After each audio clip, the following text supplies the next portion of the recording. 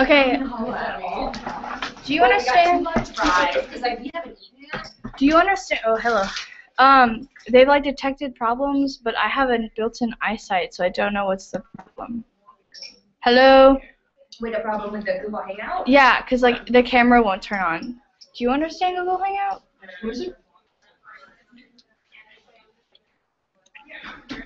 Because it's like, or you can go like settings, like play around with that. It's live right now. I don't know if it's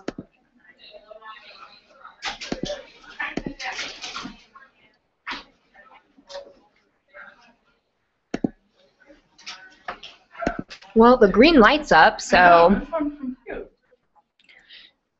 me see. I want to make sure you don't have any other applications. You can quit whatever you want.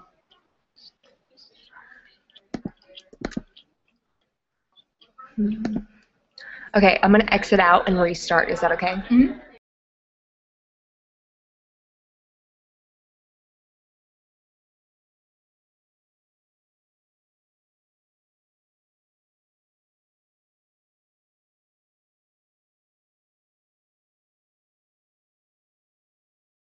So like the Buddhist temple yesterday for meditation, I was like, I feel so, yeah, I was like, I feel so elegant. Yay! We got it! Oh my god, yay! Perfect. Alright. Hopefully no. So are we starting? Or are we doing this? We start at 7. 7? Yeah, I was just getting. Yeah, we just want to get this up and tell people the link. Monique and Tiffany here, just to make it easier, if that's okay with you. Yeah. I'll sit in the back. I'll sit wherever. Well, we can always pull up a chair for you. Like, this could just be our drawing table. Yeah, I like that idea.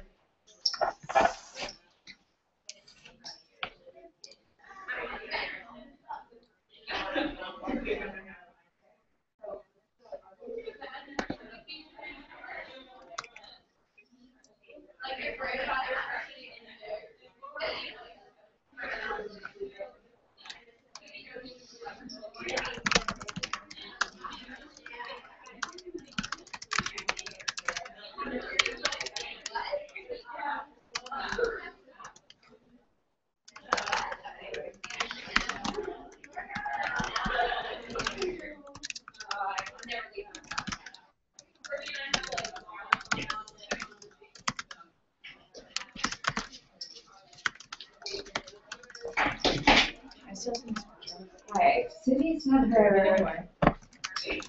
Hers was on the corner. I was sitting close. Okay, get out your notebooks, pour a glass of wine, and snuggle. Do something cute up here. Snuggle into your. Get a cat.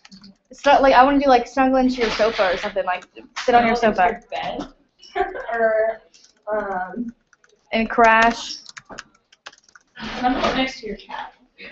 Alright, about to produce a beautiful display of McDonald's French fries. If anybody's interested. I made all of them. Well, yeah, we got them because like Sydney and I didn't have time to eat before. So help yourself, please. You see that, please.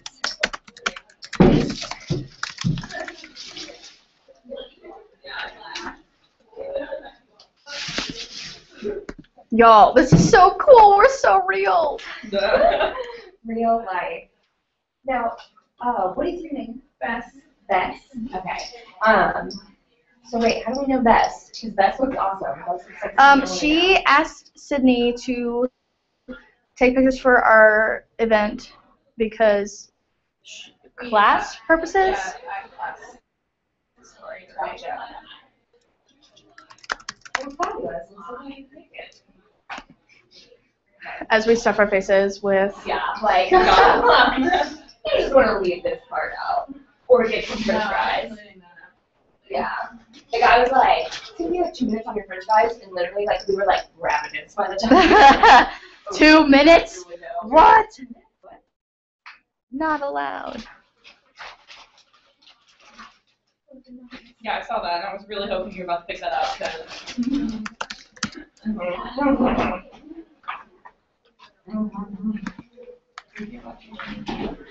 right, now I gotta make a Girl Gang announcement about this. Because we're live.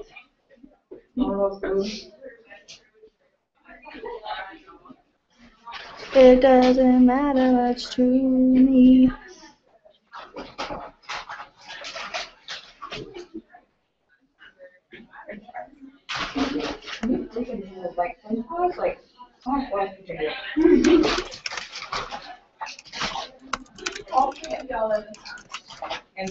And Sydney, who's out there. I know all those first names, but not your last name. You can write it down for me if you want. Yeah, hold on. My last name, and I know her last name first.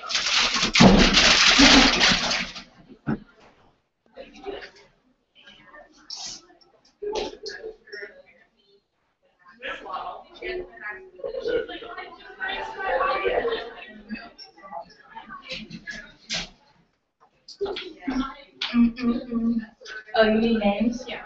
I'll write mine down.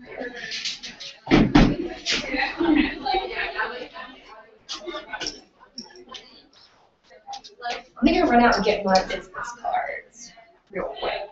Do we bring our business cards, Ash? I brought some. Okay.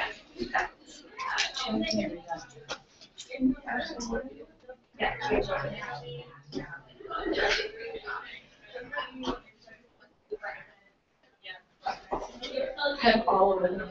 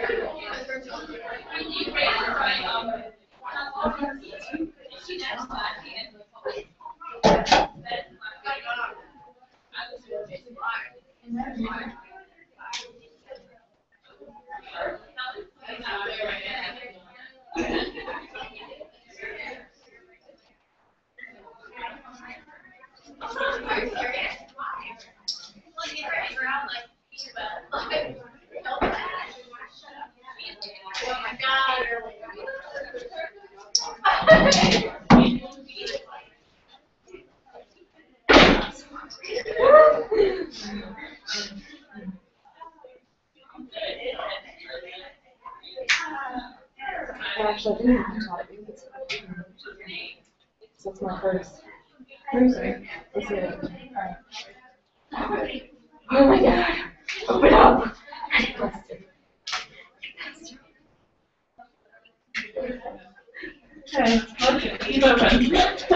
Okay, Courtney. How was home? God, It was good. I'm so excited. I'm ready to go too. I'm really excited about this trip. So. Okay. Proper room.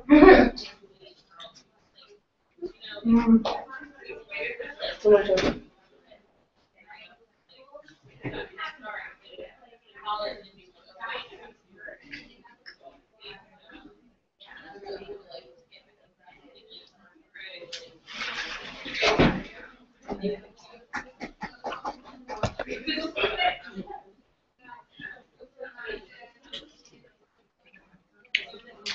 Right? Right? Oh my god. Classy as shit. I love you so much. Wait, what did you do with the McDonald's.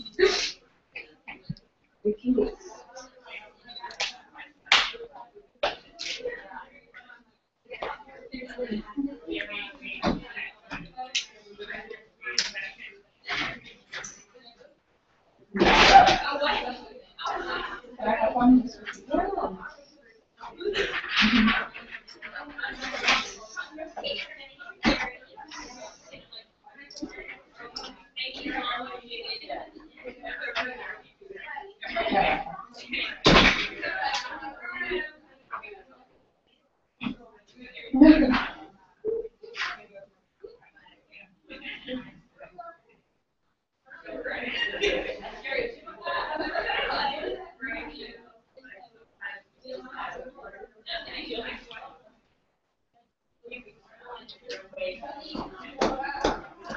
How's it going, my babies? Dude, I'm Can I hide this muffaletta? Because I don't want to eat it all right now, but like I also want some shitty nugs. real. Oh, you got papers and stuff? Oh my god. Well, yeah. Okay. Best. I really miss you in my life. No. How do We you like like work for the same company, but we don't ever see each You work for the same company? other. Who do we work for? Company. Good video. Gross. Well, try I, to be. you know, it's so funny. They like made us like promote the legacy. I know. It was so fucking embarrassing. I was so pissed, but also like, I was literally like, whatever, Tiger TV. Y'all can make jokes. But people still go put them on our page because they're going to say thank you. I was like, Well, no. that commercial that y'all made is amazing. Right? That's like the most artistic thing they have. When we were in the room, like I was watching Funny and Film, and literally, the commercial comes on, and like all the people in like the production room were like, look at me, and I'm like, y'all think this is a fucking game? You don't play. Look, hey Tiger TV, this is how it's done. This is how it is done. We're so proud of that damn video, y'all. Jesse's already planning our other one. Where's the McDonald's bag? You threw it away. Literally so excited. Okay. I don't want to throw it away. Do you want this muffaletta piece? No, I have this one. I want to hide it because I want to save it for later. Help. It's on the table. Let me Okay. We're disgusting. Is there name tags on seating or can I just sit? No, you can sit wherever you want, girl. People have laid out their notebooks, so just like don't steal somebody's spot. Okay. You can have some. Oh, hello. Hello. How are you? Other people? No, just Oh. me. Oh. But it's on broadcast and it's like, Oh. hello. So there could be It's people. from here to here. Yeah. That's what's being broadcast. From here to here. I'm like, hello. It's my, lady parts. Listen, you had your name tag down there, see if you perfect. Yeah, there we go. Okay, I honestly just was at the park with my kids, so I'm windblown. Did you do it for Not parades? fresh. No, we didn't go to the parades this weekend. We I don't know why I didn't do that. We did last weekend, and we're doing South Downs and Spanish Town next weekend. I'm the person that didn't realize that Mardi Gras was like, weekend or something. I know. I thought I had all this time to go and like eat a couple more king cakes. Mm-hmm. Because I had like one slice of cake this season. Yeah. I had so much more time. Then my friend said, "Are you coming to our house in South Downs next week?" I was like, "What?" South Downs? What? That's next week. Yeah. It's crazy. He was like, "Yeah." He didn't see Facebook It time. feels early. Maybe I'm wrong, but it feels I don't really know. early. Last year it was like around like it was around Valentine's Day. Do you remember it was right after Super Bowl? Oh, that was early. Yeah, that was really early. This year's not early. It just feels like there should have been a countdown or something. I definitely know this is soon. Hi, how are you? I'm good. I'm Athena. Fine. Nice to meet you. Good to meet you. I'm really excited about this. I've been needing to work on my Oh yeah, I left work early for this. I'm really excited. Oh, yay. Oh yeah. I have it just up there. It was like, awesome. Well, I knew I about think you're gonna like it, and it really gets down very deep into the process. Yeah. Not so much on, make sure you use this color and use this font. It's not. We're not talking, icing. We're talking, kind of like the farm and the ingredients that lead into the cake. Okay. So it's very awesome. foundational stuff. That out of that, when that is in place, the rest of it becomes much easier. It's a much easier process. Because I think so often all the advice is very superficial. Tweak this, don't tweak that. Say this, don't say that. And Right. all that's useful, but if you've not done this groundwork first, that stuff, it still is never, it doesn't necessarily feel authentic. Yeah.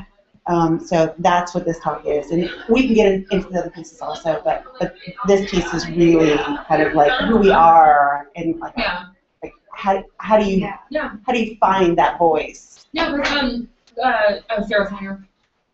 When Sarah and I were talking, she was like, "What do you want your logo to look like?" And I was like, I don't know, just like kind of representative, to represent me. She said, "Please describe yourself." And I was like, I don't know, like, I want to look youthful, but not like, you know, I shop at Limited Too. I want to look mature, but not like I shop at Talbot's. And I just like went around in circles with this, like, very contradictory. And so you wanted to shop at. And she said, what colors do you want to use? And I was like, something fun, you know, something fun, youthful, but not like pink. But red's nice, but red might look too, like, morbid, and it just, like, I was just talking in circles, and then finally she showed it to me, I was like, this is it, this is what I meant when I kept on going in circles, you know? A good designer can pick up on those things, and they can say, you know, because there are other colors that are youthful and fun, there's oranges, but all that is really based on the psychology of being a good designer. Yeah. No, I told her, I was like, just tell me whatever I need to you, because you were, like, amazing. She, like, hit it right on the money. I did that, especially with me walking in circles. I didn't know circles. It's fun.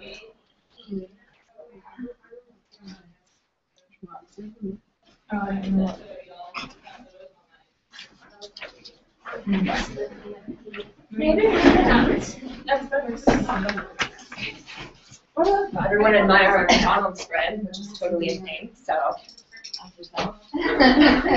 I was at McDonald's.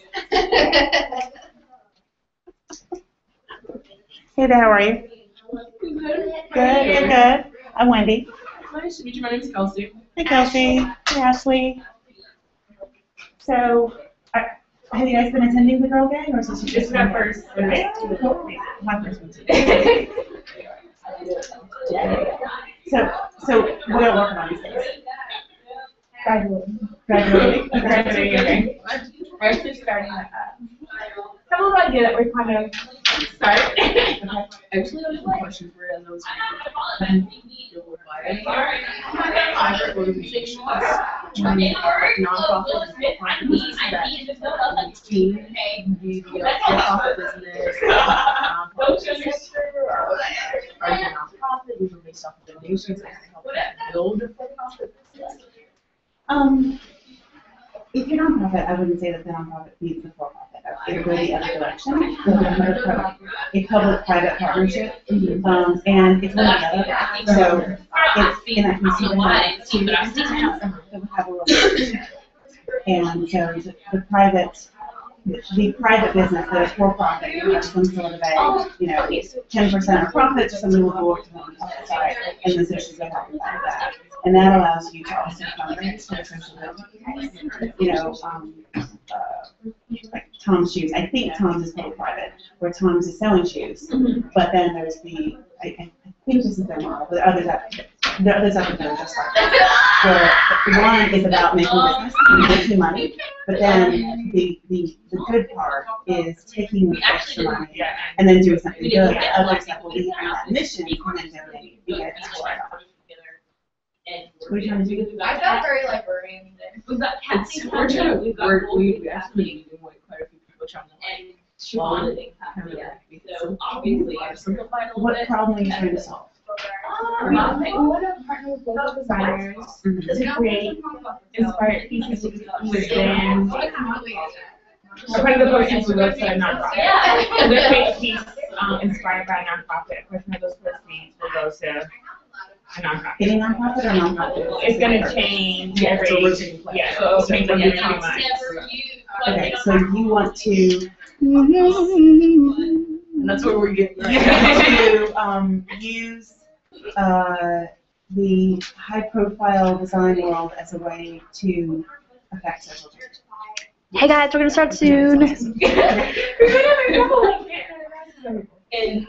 think the problem is because we're not going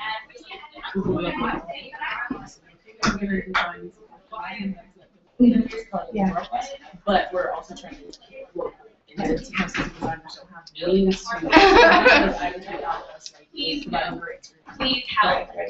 so it's and so what value do that? Designers do this themselves. Exactly. It's kind of only that connection between the organizations, but not the charities and the designers kind of working together and working together. So we're kind of like a little See the hug. Hug. Yeah. Yeah. Hug.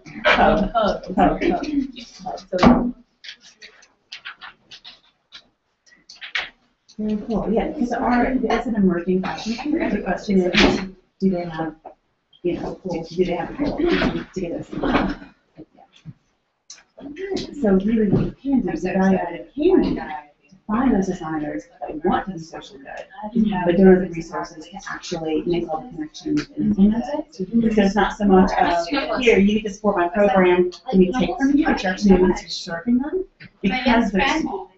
And it's hard for them to take the time to go vet these nonprofits and the things that you guys do. Guys, I care about the kids in the inner city that have an interest in design, but they want to, but there's no design. Last call for like Can you drinks. help me find a way? Yeah, I'm gonna go throw that. Do you want me to And get I'll it for you? design this. Sure, I can.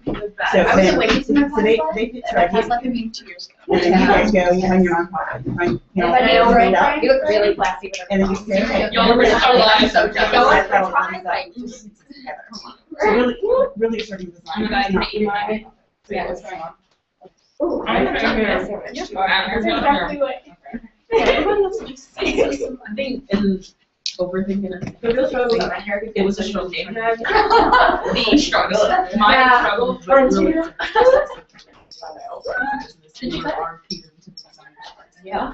Well, no, but it didn't look short. What's my point? Not look short. You serve designers who want to I just extend their brand, because it really is a brand extension by doing that, because they're associating themselves with it. Yeah, It helps them extend the reach it looks to lighter too. sector that care about Probably it. faded. It kind of makes the brand more, feel more authentic. and give them more support. Y'all probably give me advice. I want to So know you're how helping them you're with done. that. And Like, it's so, that I want to walk through it, and I like wanted diet. I don't know, like my best friend, my best friend keeps like she's like, I think I need a diet right. I almost said, yeah. And my guy best friend, he's like, wait, I need to go like straight. I mean, you're on, he's like, they are not strawberry blonde. Red, I red ones, Like, but like dark, like maroon. or you could red chip tips just to like get yourself red.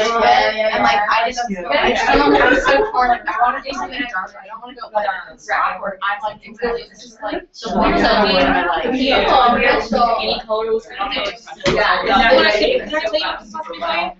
Yes. I'm so excited. I want to do it. I just have to wait until April. Get all your hair. Yeah, it is. Only thing I don't You wake up one day and you're like, I want to do something weird in hair, and you do it. Yeah. And then you have green hair, and people are like, hey, why do you have green I'm hair? And actually, you're like, yeah, I do. I'm actually really glad you're done. Because I mean, because I really want to dye my hair I green guess for a it's while. I will pass this forward. Yeah. I like Not to you. I'm But not me boring. too, green hair. But I only have time to Yeah. can't. We can't do it anymore. We'll Well, do it anyway, but it's really cute that you're doing it. That's really cute. Your hair is You like. okay. I want that. No, it's fun. It's a fun color. But get ready for old men. So like St. Patrick's Day, and you're gonna go. releasing it through. Get ready for old men to go. Why green? And get ready for the video. Your hair's green. You should literally unplug right now. So you really look down at it and go fire. What? Actually terrified. I was completely panicked. Like you had no clue. I'm just trying to make my hair was great because there's really no brand switch. So why is that an opportunity for you to laugh? Or like when I was more my brother's. I think that's the way you're so Yeah, like like, rapid fire. yes, Yeah. it's female. Yeah. You should do that. Because I like It's like making the only funny one. I used to get that. Yeah. Did like the group of friends had the sure like do that. Yeah, I'm good. I really want to. I'm actually I've given it to like my friend. I'm really planning to do printed. I wanted to do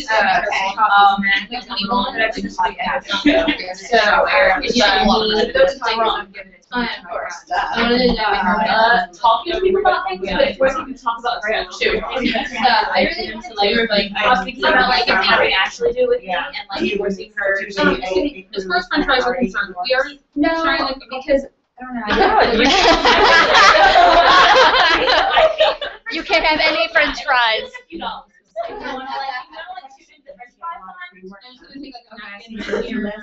Okay, cool. So like, I'll just get your money later.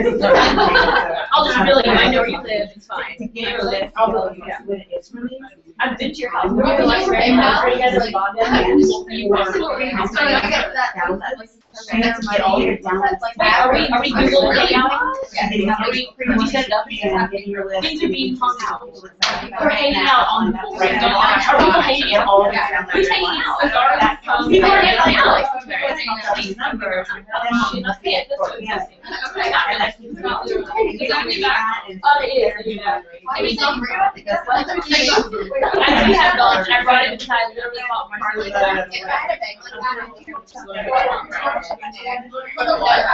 Yeah. I like shape up and carry like lots of things. I don't especially if we live in a public building. Well, Is it locked? My grandma got it from me. I don't know that's What flavor. you need. I don't believe it. But one- You always say, I just said, you I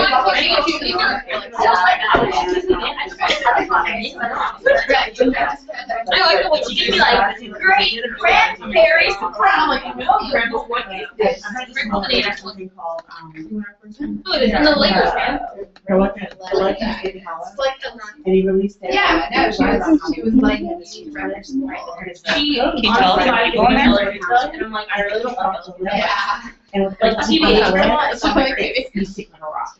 When you TBH, and recover. She came over today to help leave my apartment. For her idea. And they forced me to criticize every aspect of my life. Said I was fat, and then offered me food, and then when I was like, And that's what things got had. and then whined the whole drive home that I was driving recklessly, and I hit a pothole because I couldn't.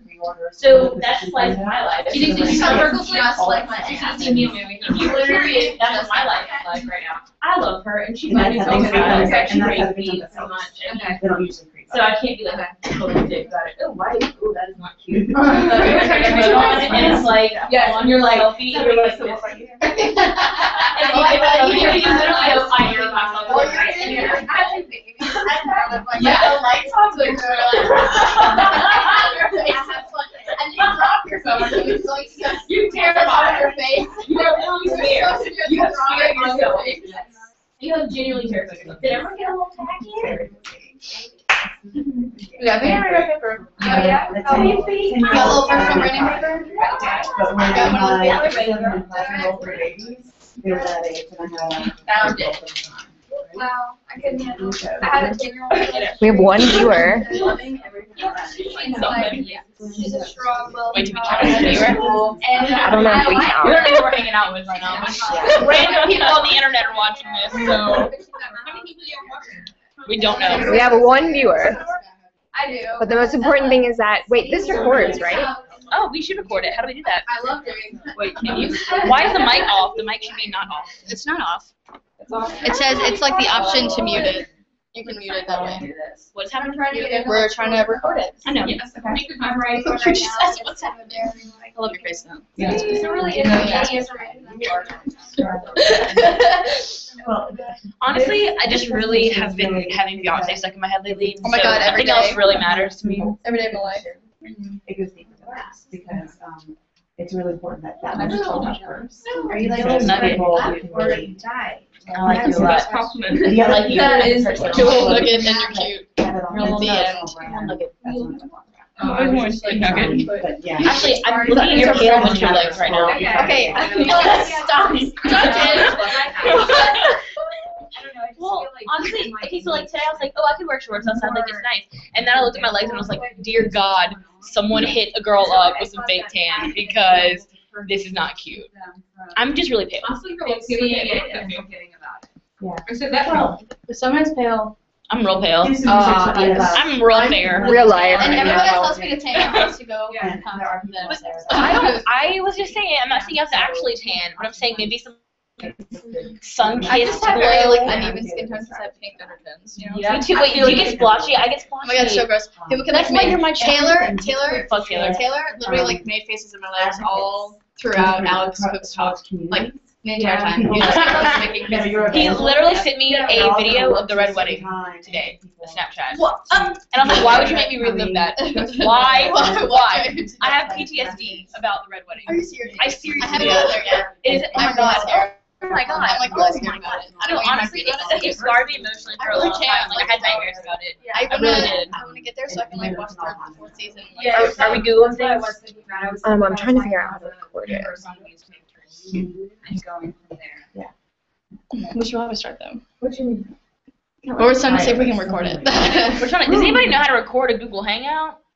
I think you have to like download it. That'll be our next seminar, how to record a Google Hangout. No. Because we don't know. It's not a huge deal. We're Googling because Google is actually, you know, something great. I actually read a little like thing today, and it was like, if you went back to back in time to like 50 years ago, and like what would they be the most surprised about? And someone was like, they'd be the most surprised by the fact that like we have a pocket-sized device that literally holds like all of the information in the world that we have, yet we use it to get into arguments with people and to look at videos of cats. And That's all I use it for. That is truly embarrassing and shameful and a waste of everyone's time and life. So Sometimes I look at the weather.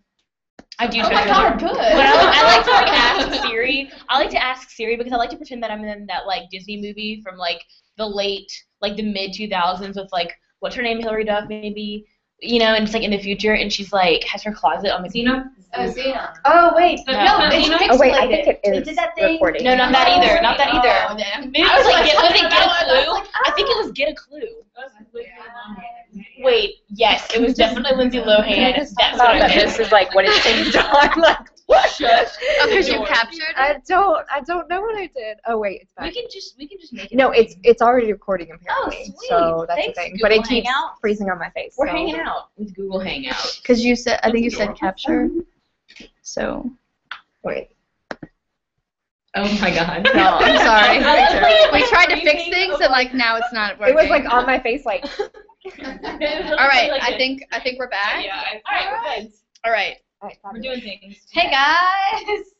Do you want me to be on the actual Google? Yeah. Stand in the Google Hangout when Yes. you get on. So we are super, super excited for everybody to be here tonight. Please, last call for snacks or pink candy pull downs if you want to go grab those real quick. But basically, if you guys haven't come to a Girl Gang event before, we've only had one so far, but luckily we've gotten quite a good response from the community, so we're really excited. But basically what the Girl Gang is it's about coming together with young women that we know who are interested in facilitating their ideas and developing their brands or sort of any projects that you guys have going on. And we want to be able to help you to do that, and we believe through our collective experience of pledging allegiance to the hustle and struggle for life that we can help you with those. So we are super, super excited to have Miss Wendy here. She's fabulous. And Miss Ashley is going to introduce her. Okay, so guys, so I went to Lance Porter, who is a professor at LSU, and I was like, you're my digital branding teacher. Like, you obviously know people that do this. And I was like so excited because it was the first day of class. I like ran up to him after, and I was like, so I'm doing this thing with this thing called the Girl Gang that I like made, and we're having this whole like seminar thing, and I need you to like tell me who I can hire, but like I gotta go to my next class, so like bye. And I like ran off, and he was like, okay, 2 people, but I really think that you need to contact Wendy Overton. I was like, who is this Wendy Overton? He was like, oh, she's this fantastic lady, and she like made Creative Louisiana, like all this stuff. And I flipped out, and I like stalked you hardcore. I like went on every single thing, and like and like found pictures and stuff. And I was like, okay, this is definitely a match made in heaven. So this is Wendy Overton, and so she's super awesome, and she made Creative Louisiana. And you can look. There's a little bio on your little packet that you picked up. So she made Creative Louisiana, which is it's modeled Monthly morning meetup for creatives. Perfect. Yeah, perfect. So yeah, it's kind of like what we do, but Cooler. broader, cooler, and every month. So, And for real adults. yeah, it's like for real adults. So yeah, that is Wendy. Can we give a round of applause? Yay! Thank you so much for being here. I'm so excited to be here. We'll hand it over to you. Yeah, you Okay, go. okay. I'm so excited to be here. I've met most of you guys. I think Kat, you're the one I've not met. Okay, how are you? Hi, Kat. So Kat, actually, what brought you here tonight? I've asked that question of everyone else. I'm just curious. I put you on the spot. Okay. I found out on Facebook from Courtney about over a year ago about her doing Girl Warrior. Yeah. And I went to high school with Courtney, and I got really involved, and I met about half these people back then, and I've been trying to get involved at everything they're doing, everything that Courtney's doing and starting, and all the other people, and just to experience it all. Nice. Wonderful. Good. I think I talked to the rest of you guys. So as Courtney introduced me, I am, Ashley introduced me. I'm Wendy Overton. I have a firm called Creative Labs. It's a creative strategy, and also the founder and curator of Creative Louisiana. For those of you, who has been to one of those? Anyone been to Creative Louisiana? Okay, it is in the mornings. It's last Friday morning of each month, and we feature speakers who talk about the creative process and that experience. And just very briefly, the history of that is I ran the Gulf South's first startup weekend, which is a compressed startup experience, a business idea to complete business model by the end of the weekend. And it was awesome, but I realized that entrepreneurship was something that was not broad enough. It was not defined broadly enough here in Louisiana, because entrepreneurship was really about taking ideas to reality. So I said, who are the people that actually make stuff happen? The ideators who then go out and make it happen, and those are the creatives. So I started the Creative Louisiana as a way to go find those people. So it's been around for almost 3 years now. And our next meetup is this coming Friday at the Louisiana Art and Science Museum. It's Anthony Ryan Auld, an LSU grad. He's great. It's his second time to be with us. His first time was the day after they announced the winner for Project Runway. And so everyone's like, oh, Anthony, tell us, about so-and-so. Did you guys really hate each other? So it was such a fun event that time because it was all the gossip, and people had a real chance to kind of meet him as a person instead of just the movie star, the TV star. So this time he's got an exhibit down at LASM, and he's going to be talking about the exhibit. And now he's had a couple years of actually working in the real fashion industry. So it's just kind of, Anthony Ryan stage 2. So it'd be really cool to see where he's come from at that point. So anyway, so please do join us. And it's great. It'll be 8:30 at LASM for coffee, and then the talk starts at 9. And we've talked with the Arts Museum. They're going to let people that come to the event go into the museum for a discounted rate of $5 to go see the actual exhibit afterwards. So it'll be a fun time. It'll be great. So what is a brand? I was asked to talk about branding. And there's a lot of different definitions of branding. There's one out there, the brand is a promise. This one is, of course, I don't give you the quote because I'm not going to put words up there and make you listen to me read it. But Sergio Simon, the author of The End of Advertising as We Know It, a brand is being defined and redefined now. He says that a brand is essentially a container for a customer's experience with a product or company. It's a container for all that. And Seth Godin, who's ever read Seth Godin's work? None of you have read Seth Godin is a really amazing marketer. And he has very insightful, forward-thinking look at the world. And he's got a great blog. It's like Seth Godin's Brain or something. Just blog Seth Godin, Godin. Great books. He's got a bunch of books out there. One that was impactful for me was Linchpin, which he talks about that all of us have that role of being the linchpin within our communities and within our organizations. Anyway, he's a thought leader in the world of marketing, and he says that a brand is a set of expectations, the dog expectations, memories, stories, and relationships that, taken together, account for a consumer's decision to choose one product or service over another. And if the consumer doesn't choose, that brand doesn't exist for that customer. It's a really interesting concept, that only if you actually are motivated because of that set of expectations, if you're motivated by that, it means the brand exists for you. If it doesn't, then it's nothing. So, I traveled internationally a bit last fall, and I saw a bunch of brands that were utterly meaningless to me because I had no context for those, and so I was not motivated at all by any of those logos that I saw plastered everywhere on those billboards. But before I go to my favorite definition, I wanted to talk about this. This is actually it's a screenshot from a webinar that I listened to about crafting your business's online brand.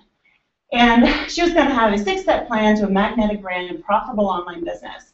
And most people start here, in this area right here. Architecture, content strategy, which is what you're going to write and put out there.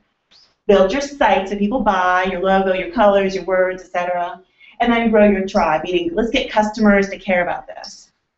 But the problem is that these things are overlooked. And this is what I'm going to talk about right here, because for any of you, as you're trying to go out into the world and create your personal brand, you first need to understand this before you worry about this.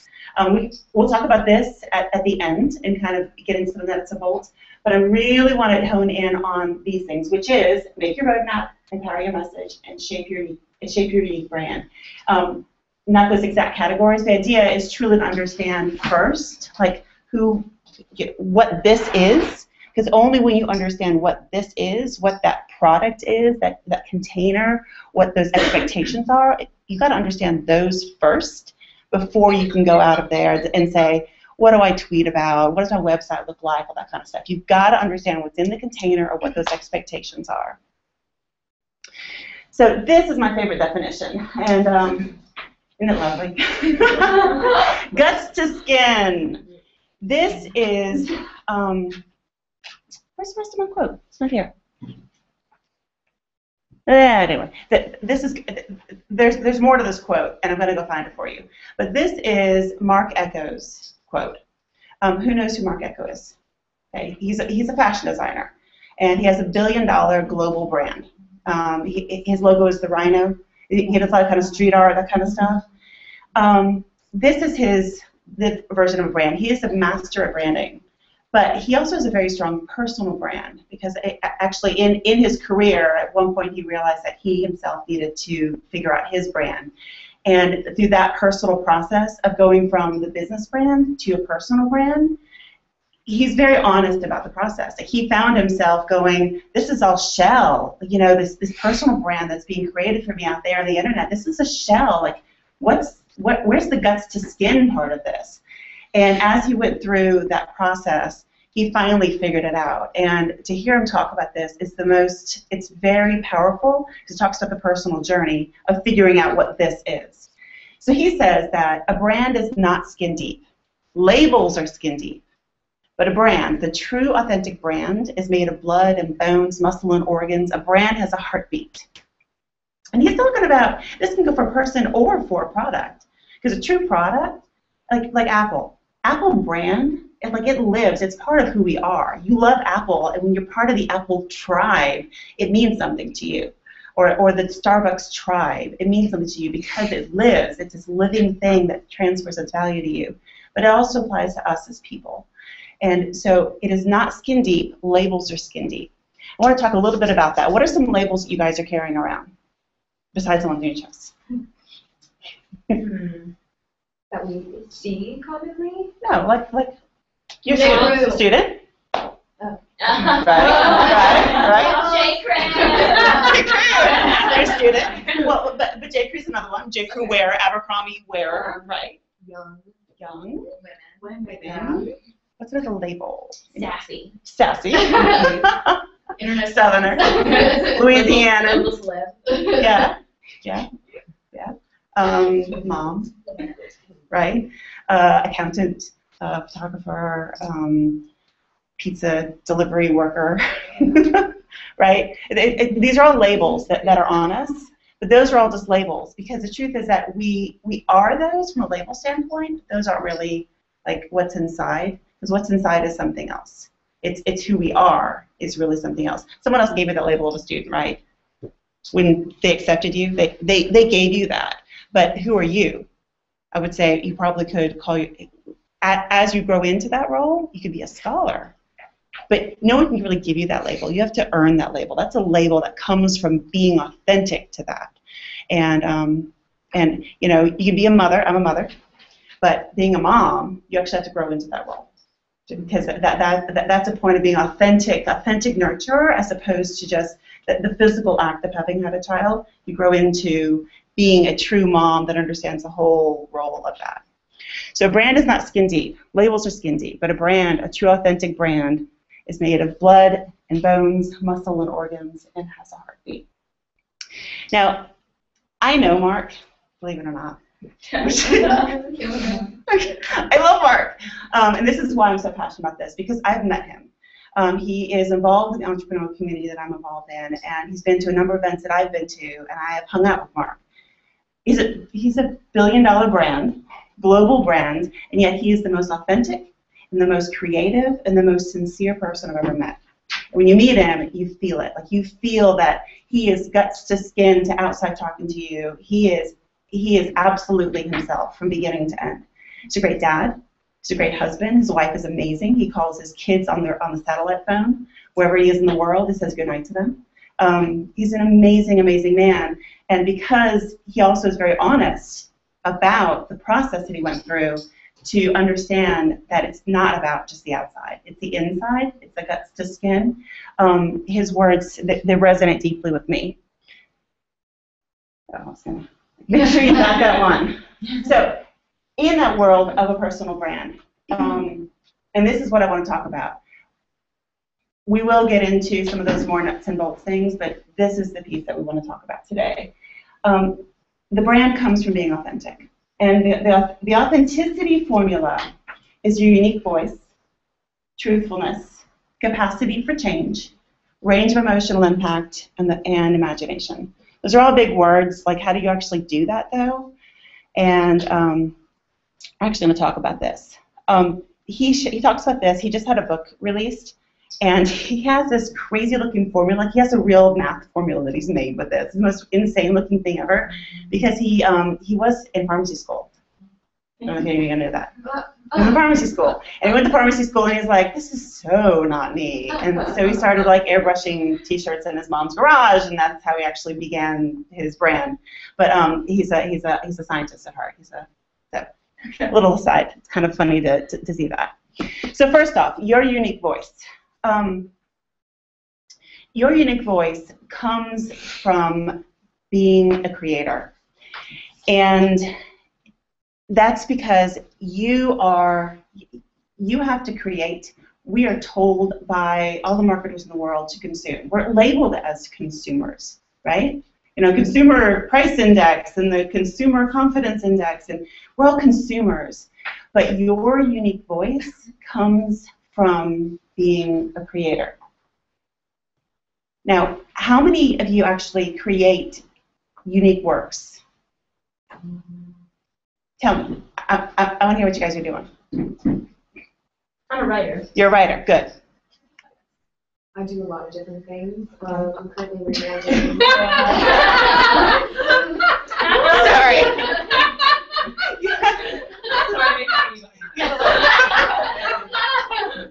We all love each other. Yes, but I do a lot of different things. But right now I'm focusing on a rebrand of my company, Girl Warrior.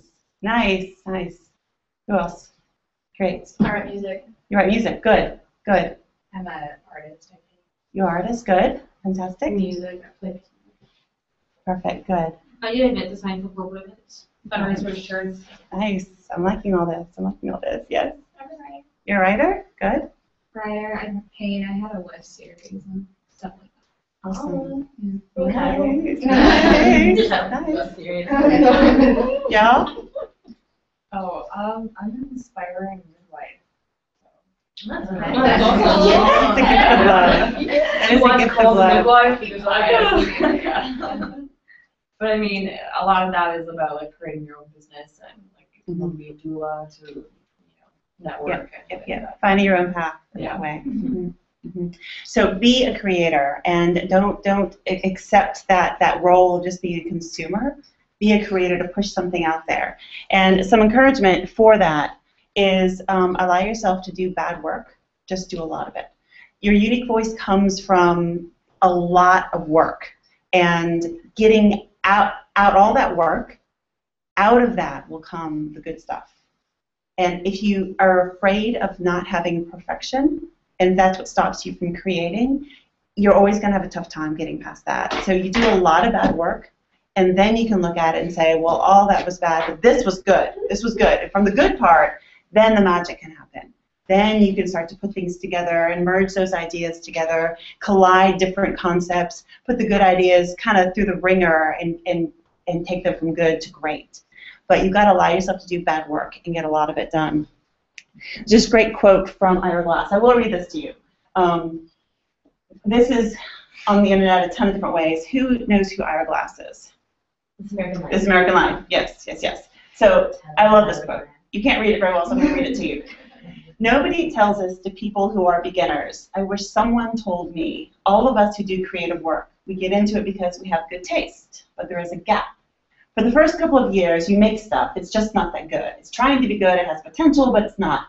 But your taste, the thing that got you into the game, is still killer, and your taste is why your work disappoints you. A lot of people never get past this phase. They quit. Most people I know who do interesting creative work will do years of this. We know our work doesn't have that special thing we want it to have. We all go through this. If you're just starting out, you're still in this phase, you got to know it's normal. And the most important thing you can do is do a lot of work. Put yourself on a deadline so that every week you finish one story. It is only by going through a volume of work that you will close that gap, and your work will be as good as your ambitions. And I took longer to figure out how to do this than anyone I've ever met. It's going to take a while. It's normal to take a while. You've got to fight your way through. So that's really encouraging, that you know that you're good, you're okay, but the greatness comes after a huge volume of work. So that's Ira Glass. So that is finding a unique voice. It comes from that volume of work. The next step is truthfulness. Now this one is, there are lies that all of us have been told. And the lie is that you follow a narrative in your life, you go up and you get a job, and that's where security comes from. The truth is that you are the primary mover in your life, the primary force in your life. And from age, or actually from conception till now, you've had people kind of give you the path, right? You know, you're conceived, you're going to eat this, you're going to potty train you, they're going to send you to school, and you're going to do your assignments, you go to summer camp, you come to college, you picked a degree plan that someone else planned, doing assignments that someone else gave you. But at graduation, actually starting now, there's no reason to wait for graduation. The truth is that all of us in our life, we're the primary mover. And being that primary mover, it shifts the attention from accepting what the world has served up to you and saying my brand has to fit within this world, and saying the truth is that I'm the primary mover, and that helps reinforce that authenticity and leads you to that being able to define yourself in the way that is true to your soul. And to carry this a little bit longer, there's a thought that people say, you know, you shouldn't be self-centered, etc. The fact is, it's a truth that you're the center of your own universe. Like, you can't deny that truth. And so accepting it actually gives you a lot of internal power that once you accept it, you then can move forward and make a difference in the world.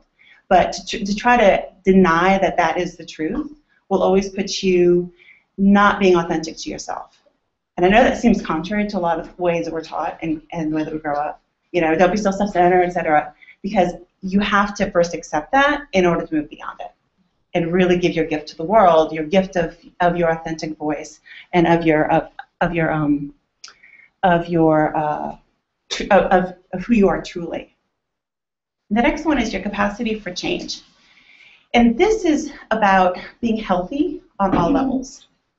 Being healthy on levels, there's a daily practice. I'm giving you guys also all sorts of names.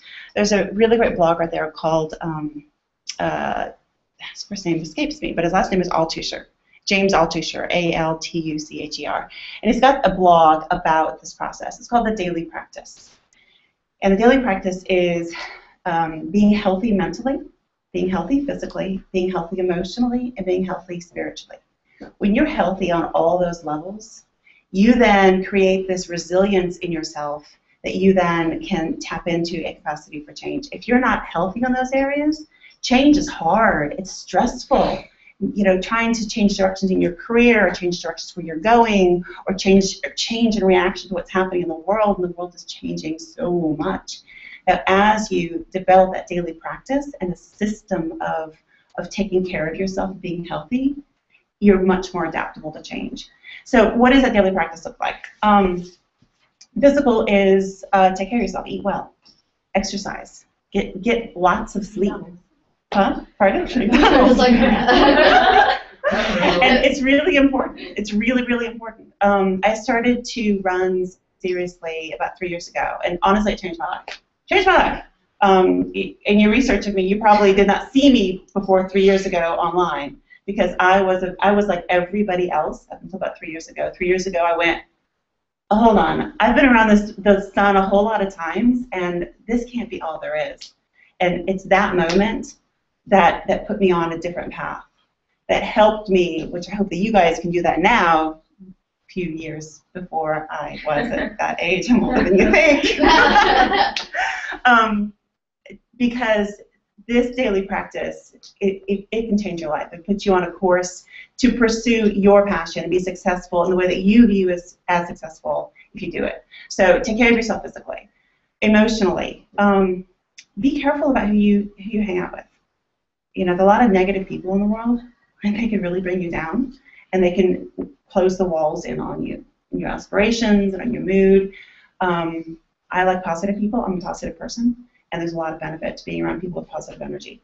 So really think about who you're spending your time with, because it matters. Mental. You know, it's one thing to be learning things, which is great, but a really great mental practice that also opens up all these other avenues as well is a daily practice of writing out ideas until your brain hurts. When you write out ideas until your brain hurts, you know that thing about create a lot of work and allow yourself to do bad work? When you do a lot of that, your idea muscle finally gets honed. And it may take a few months of this, but eventually it gets to a point of being a healthy, strong muscle. And it could be ideas for ways that, you know, let's just look around this room. Ways this room could be designed better to have more options, or you know, ways that different ways that you could design a chair, or different kinds of drinks that you could drink. Whatever it is, but a process of ideating and forcing yourself to really think hard. You know, 40 things I could do instead of college.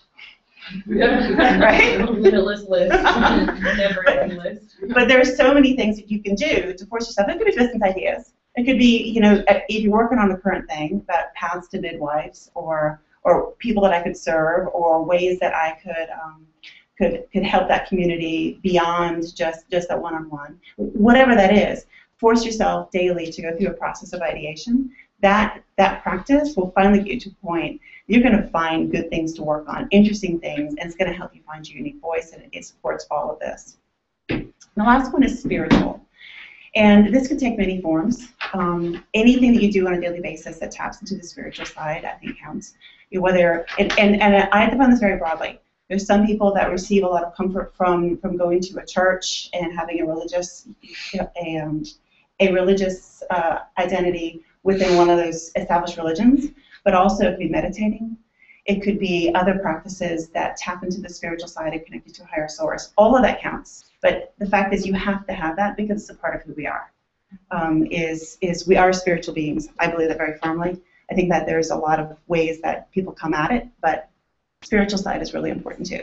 So daily, mental, which is daily ideation, physical, take care of yourself, sleep, rest, and drink water, eat well, exercise. Emotional, be careful who you stay around with. You know, really make sure that you're paying attention to your emotional health, and then spiritual. Then your range of emotional impact.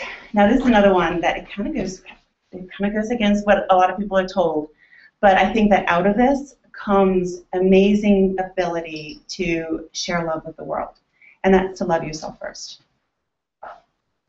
It goes against what you're told, right? But it's so true. Who's with you all the time? Yourself. And when you love yourself, there's so many people that are out there crying for help because they've been taught to hate themselves, or they never were taught to love themselves. And so they're always looking for love from other places. But when you truly love yourself, especially, and this taps into that spiritual side, like when you understand your spiritual relationship, loving yourself is loving that spiritual side of you. When you love yourself first, it then overflows. You can share love authentically with the world. And that helps you with all of your emotions and helps you have a very authentic relationship with the world. And understanding that gives you confidence, It gives you a connection to everybody, and it creates a lot of peace. So love yourself, and I'm not saying be selfish. I'm saying love yourself, because out of that, it builds and it grows, and you can share tremendous love with everyone else. And power of imagination. We talked at the beginning about these labels that people give you. You know, I was raised in whatever. I live wherever. My family is whatever. Those are all labels. And you're also surrounded by people that say, this is how this goes. This is how the world works. Don't accept those limits. Because the truth is that anything's possible. You could go to China. It's possible. You could decide that you wanted to sail and boat around the world. It's possible. So don't accept those limits. Anyone want to sail around the world? Yeah, it sounds like fun, doesn't it? I'm not sure how I would do like in the middle of the ocean with like no land to run, to kind of sit there in the hot sun. But I've had a really nice boat. I think it'd be cool. But don't accept the limits of what you see around you. There's so many studies about that people's their ability to believe in themselves in the future is so influenced by their environment. So one way to help with this is the power of imagination, is to imagine 3 years out. We tend to overestimate what we can accomplish in 1 year, but we tend to underestimate what we can accomplish in 3. So actually, as part of my daily practice, my meditation, I do imagine 3 years out. I imagine my kids 3 years older. I imagine what life is going to be 3 years older. I imagine my friends in 3 years. It really helps me set a frame of like what's possible without it being confined by like what I'm surrounded by, because anything can happen in the 3 years, and it gives me a lot of freedom. But then I imagine my perfect day. In order to make that happen, what is that day going to look like? It gives me a lot of intention for the day. It gives me a lot of centeredness for the day, and it helps me move from, oh gosh, this day is going to come at me, to I now am the primary force in my life, and I can move through my day and do my daily practice. I know that I'm in charge of my day, and I'm in charge of accomplishing and pushing forward on all those goals to move forward on. So believing in the power of imagination, again, helps you find your authentic voice. And when you're authentic, your brand naturally extends from that.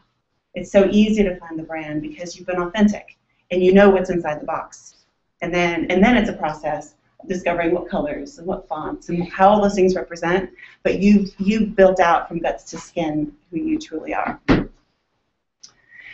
So, and now we can actually talk about some of the online things. I don't have slides for the other, the online piece, but this process of being an authentic you is the step one. And from this point, once you've gone through this process, then we can talk about, this is actually a really cool little checklist here, about these other things.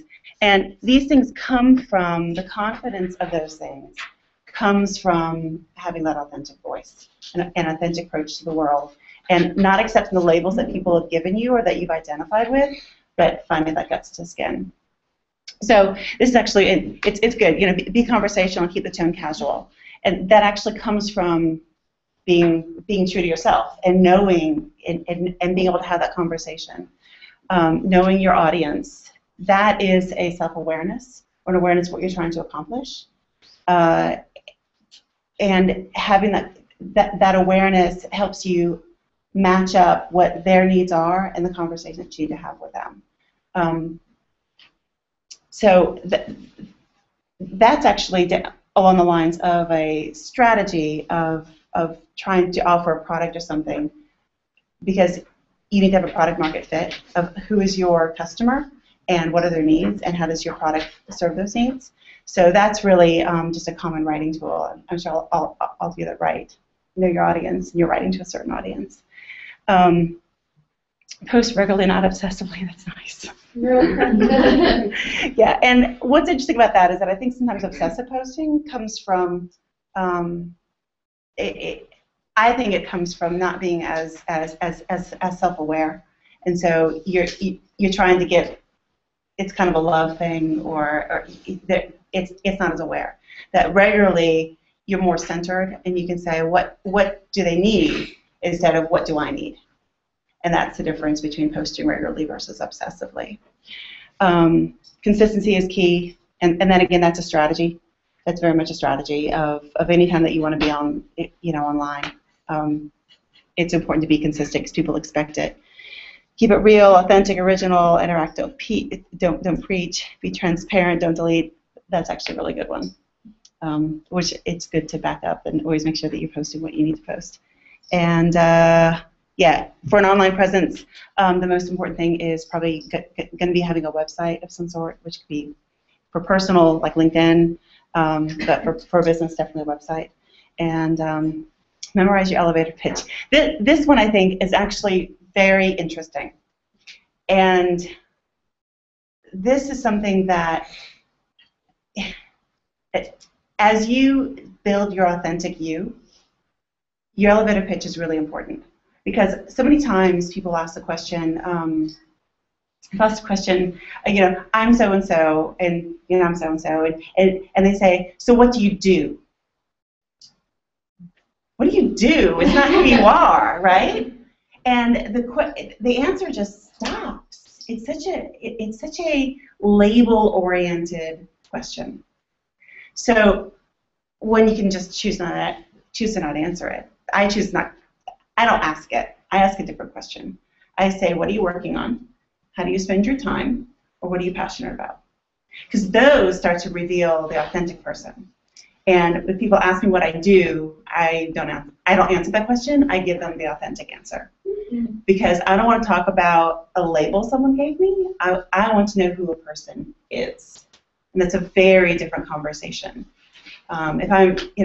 If I'm at a garage and I need to talk to the manager, then I care about who's who.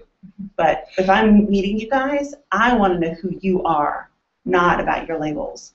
So that memorizing your elevator pitch is valuable from the standpoint of when you know who you are, then your response is not getting at your label, it's talking about your authentic you.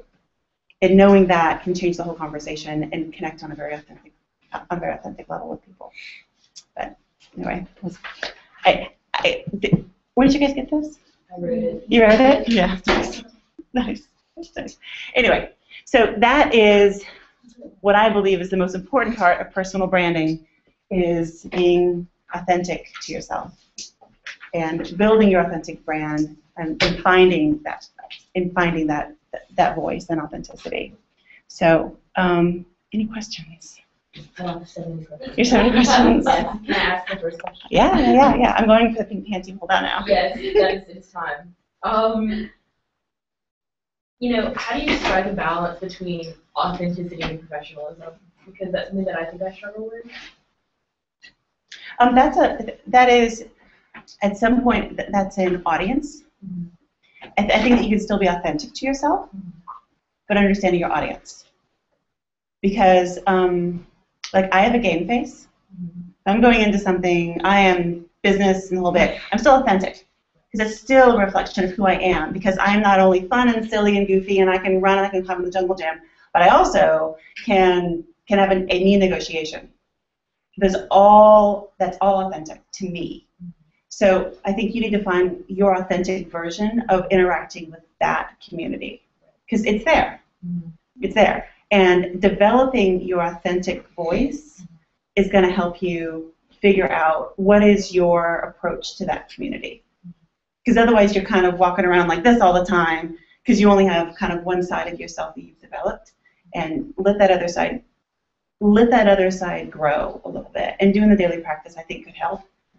With ideation, maybe you come up with 40 things a day about the kind of professional that I want to be. But that daily practice is going to help you figure that part out to interact with that audience. I'm just going to check Google Hangout because people have questions. Yeah. Y'all can still ask stuff. Yeah. I just want to make sure that I keep people... getting too close. They keep asking my lady parts. All the good But if people have questions, I just want to know. 20 viewers now.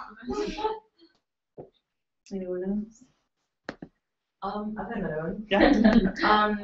I often find that I don't take the time to do, taking care of myself mentally, emotionally, physically, spiritually. How do you personally force yourself, I guess, to make the time and put that effort in? I have an app. I do. I have an app because it makes me happy because every time, it's called Lift. Who's heard of Lift? L-I-F-T. Still behind the reason me saying who's heard of whatever. Yeah. So Lift is a way that you can set a goal and you join a community and you check every day that you've done the goal and it sends you emails, hey, you're on a 5-day streak for this. And it's just really reassuring because when you check it, it turns green. It's pretty. You're like, woo! You can tell that I've got a lot that I did not check today. Today was a busy day. They're all kinds of things. All kinds of things. Exercise. All kinds of things. Yeah, there's meditation, there's productivity. There's one, it's wake up by 6:30. Honestly, I do that one. I need it. Every morning I'm like, yes, I did it. I woke up by 6:30. And that's, I've got wake up at 6:30, intro to meditation. I've got exercise, things that I wanted to make sure that I did. I love getting that little green thing. Like, it's green, I did it. And I go back, I look at my stats, and it just helps you feel good, and it's so simple. There's another one called Full that isn't social. So they're both the same, but one is social, the other one's not. The social one has some things that are just kind of out there, but some are actually moderated by people that give you like daily things. Like one that I'm doing is better poetry through prompts, because I'm writing poetry. And so she'll give us a daily prompt and say, write about this. We're like, okay, I'll write about that. And it's nice because it kind of takes that onus off of me, and I just respond to it. But it gives me a chance to do something. I'm part of a community, and people will post their poems on there, that kind of stuff. It's a lot of fun. And it's nice to have a community that when you post something, they'll give you props. They go, good job, everybody. I want someone to tell me good job. Good job, good job, good job. I also have on my bathroom mirror, it's a list. It says Wendy's Life, and I have the categories. And actually, I have a few more categories now. I've got creative on there. I've got a professional one. What else do I have? So I've got like 6 categories. But each one, I've written underneath them like what that means to me. So the things that I'm focusing on. Like for family life, I've got family life, and it's together time. It's well-run house. It's adventures. Because I think adventures to family is really important, and there's one more that's on there. But well-run house is getting routines in place, getting systems in place. My house gets clean, the kids' laundry gets done, the kids get their homework done, they learn please and thank you, all that kind of stuff. That's a well-run house to me. So it's on there as a reminder. So I don't have it on Lyft per se, but it's a constant thing that I'm looking at it going, okay, do I have the weekends planned? Do I have some adventures planned? Do I have lessons planned for the kids? Because I want to get them involved in sports. Each kid needs an instrument, a sport, and a language. So I haven't done language yet. Like they have French at school. It's an instrument that we've not signed up for. So it's next on my list. So anyway, so that's how I do it. I've got a lot of visual reminders because I'm visual, and I use the app to help me just stay on track and encourage myself to do things. I need that. I just downloaded it. So. And you can follow people, so you guys can follow each other and give each other props. That's why actually, when she's not like writing her stories, I'm like, hey. I'm not awake in the morning. Mostly that one. Can I like props down somewhere if they're like screwed up? I'd be like, bad. We'll find out. So, any others? Yes. So something that I personally struggle with, and this is especially because I'm very much about like self-love and really owning that emotional intelligence and stuff like that. But a large part of what I do is working with others and sort of being a servant to the community. Mm-hmm. And sometimes I find myself in like a very hard position of staying true to myself and feeling like I need to do this because it's better for others. And so it's almost hard for me to like let go of that ideal and remind myself like I'm a person who like I can't be everything all at once. So I don't know if you have any advice for that. I would say decide in advance where the boundaries are, because when you know your boundaries, then you can give freely up to that point, and at that point you say we've now exceeded that level. But I am free up to this point. Instead of always kind of wrestling, when is this going to get me too much and I can't handle it? And it's a very personal thing that I'll tell you, but kind of applies. I nursed my kids like forever. So they each nursed me until like 14 months. So forever. So, but at some point with each one of them, it's a two-way relationship. And I know that doesn't necessarily apply to love, but it is, because you are giving something and they're receiving something. So it's a two-way relationship between the child and the mother. And you have to, as a mother, set boundaries and say, I'm comfortable to this point, but not beyond. So at some point I said, you can nurse whenever you want to, but you cannot nurse in 30 minutes before bedtime, because they'd wake up and they'd be good for another 2 hours. So I set that as my boundary. That actually, they all wean themselves because of that. But the point is that when I was conscious about the decision, my children made a decision in reaction to that. Instead of just always taking advantage of mommy, I was like, this is what I'm comfortable with, and only this. So I think that if you set those boundaries ahead of time and you run up to that and you say, I'm comfortable to here, not to there, when you finally say this is what it is, and that's being true to yourself, others will have to go, okay, I respect that. Therefore, other things will start to happen, and it'll affect change when you get to that boundary point. And it's very helpful to have the framework of the decision process, be the bad guy, instead of you not feeling guilty in some fashion. Because you've reached a point that this is what it is, and then at that point, something else needs to happen. Someone else needs to step up. Someone needs to make a change. They need to, step up themselves. They need to start loving themselves, whatever it is. But there's a lot of respect that comes when there's a good process there. Yeah. I think with myself and a lot of others that are at this table, we focus a lot on the future. I have a big problem with focusing so much on the future and not living in the present. Mm-hmm. Do you have anything, any advice on that at all? Yeah, that's actually a really big one, because most people go through life kind of in time traveling. They're living in the past and they're living in the future, and they're never right here, physically present here. And when they do that, there's anger and resentment in the past, and there's fear and anxiety in the future. So it's a really bad way to live, because you're filling your life with all this crap. It's horrible. The present, right now at this exact moment, can any of you say that anything is wrong? I'm such a genius. At this exact moment, we're all breathing, we're comfortable. There's nothing wrong at this exact moment. And the more you can stay at this exact moment, the fewer things actually bother you.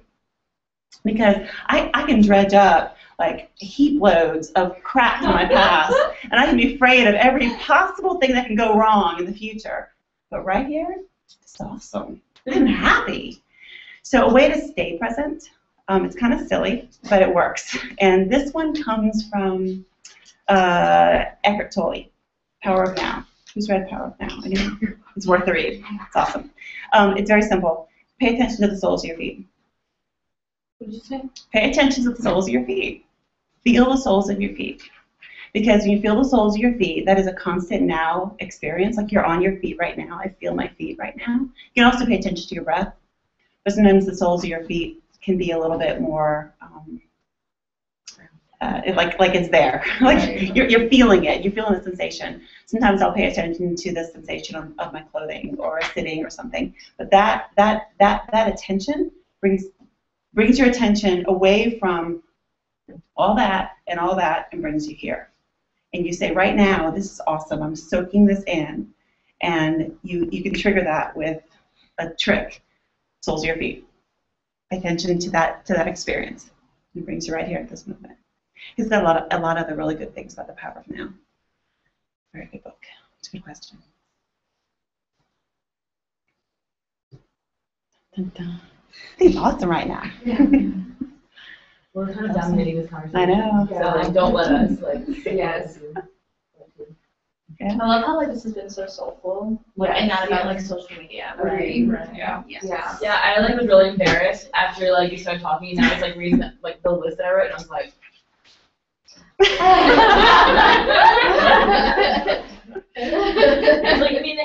they are. They are. Yeah. They're very good. Definitely for if you're planning to, your brand,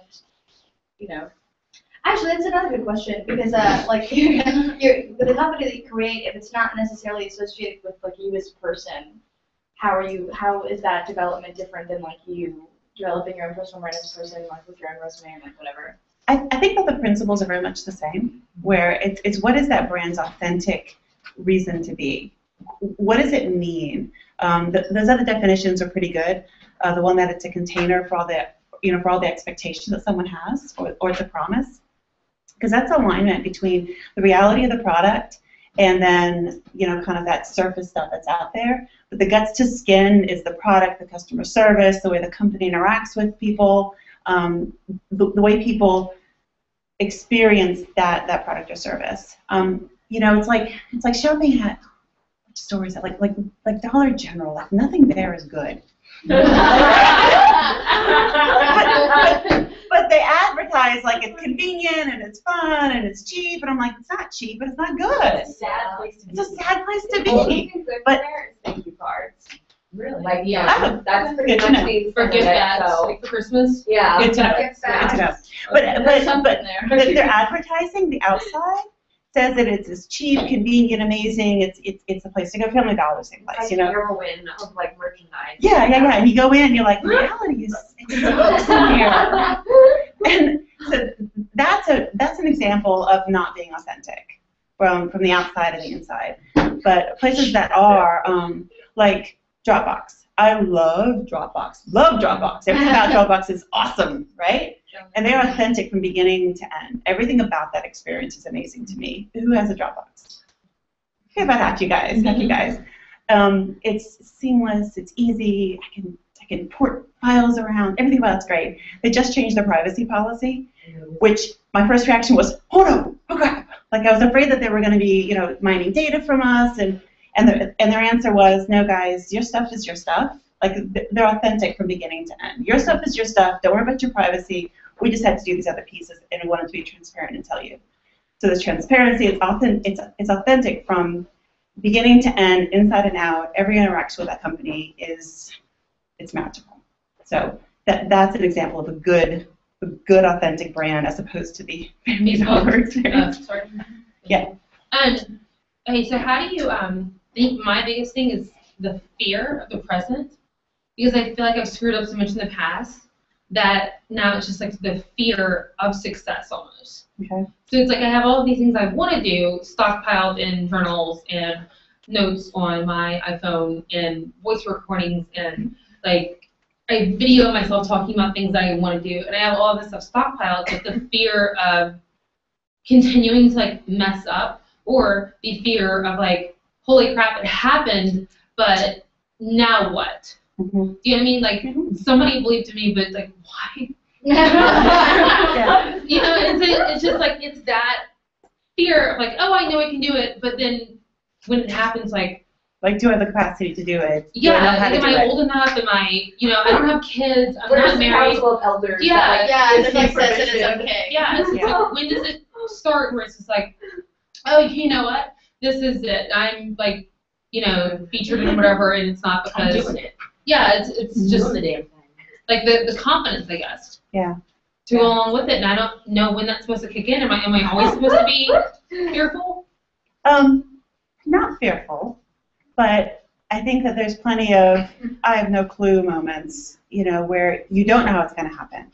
Frankly, I just watched a documentary on Pixar. Like every Pixar movie that's out there, when they start a project, they have no idea how they're going to do those movies. Like the technology doesn't exist yet. So they just say, we're going to figure it out. That's literally how I live my life. Literally, Yeah, we're going to figure it out. So The one on Netflix? what? The documentary on Netflix? Yeah. Yeah.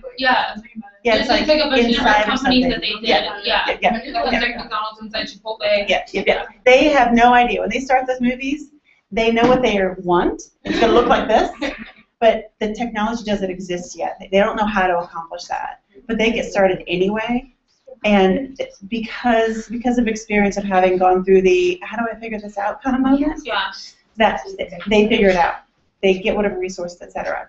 So how that translates to us is actually a really good question, because I think it's a very natural process of saying, last time it didn't work and I couldn't figure it out. It's setting up systems that you can reach out to, so when you don't know the answer, you can get to the answer. And those systems are really important. It's setting up processes that allow you to be successful even when you have no clue how it's going to happen. And it's things like, one, the daily practice, which helps you be healthy. Another one is finding mentors, people to reach out to for lifelines.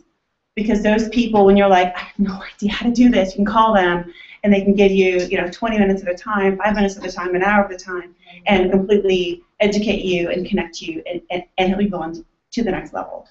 And getting those in place kind of now, before you're desperate, can help. They can help prevent the oh shit moments. Yeah. Even though you don't really know what you're going to do, you at least know that you've got some lifelines to toss things out to. Part of that's communities like this. This is a great start. It's a great start right here. Because you may not know things yourself, but you know your friends know people, and they're going to know people. And the more this community can grow and become connected, you guys can tell me. And there's a system in place then, a resources in place that start to build around you. So when you need something, you reach out and you're like, I think this actually might lead me to the answer, and that can help as well. Also, it's good to just focus on the next step instead of necessarily being overwhelmed by all the steps, because the next step is really the most important step, because that's the one in front of you. You've got to take that before you get to the 20 million ahead of that, and you can get frozen by thinking too much about all the other steps out there. Just do that process. Another thing is there are some systems in place to help you with certain ideas, and knowing what those systems are can give you a roadmap and take away a lot of the fear and the unknown. I was talking to Virginia about launching a book. There are books out there about how to be successful in self-publishing, and they have strategies for how you make sure that you take advantage of the systems in place and make sure that you've got a system in place to work with that system in order to go for success instead of where everyone else goes. It was like, I didn't know this about the world, but there's if you want to do a corporate America thing, there's a fast track. If you're not in fast track, why even bother? Because if you don't go Ivy League and go into the fast track corporate, all the leadership programs, get recruited. To get a job at any of those big corporations, you're always going to be in the big bucket of everybody. And the fast track people zoom up the outside, and there they are. And so knowing that really helps you understand your strategy. Like, do I really want to go through that process of like fighting my way up this when some people are going to be skating on the outside? And knowing that system, had I known that when I was 18, and if that's what I wanted, it could have made I could have had a very different path. But no one tells you that system. No one knows that. But it's a very definite, defined system. And in fact, when you're on that fast track, some people even go faster because they even know the way to work the system, which is not only do you find a mentor, you find a sponsor. Sponsor someone who's willing to go to bat for you and say, this is a great job, heading up the East Asia market. I'm going to make sure you get that job. And they pull you up that system. And unless you know the fast track and the fast track on the fast track, you're never going to be CEO of Citibank. Never, never. And so that's why it's good to know these systems. So find someone who understands what you're trying to do, and they can help you plug into that process and make it easier for you along the way. So you take away some of those fear factors. Yeah. Thank you. You're welcome. Earlier, you were talking about mentorships, and I was just wondering if you were taking applicants or just for other people. You're just asking in general, because I could use a mentor badly. We should do like a lunch group or something.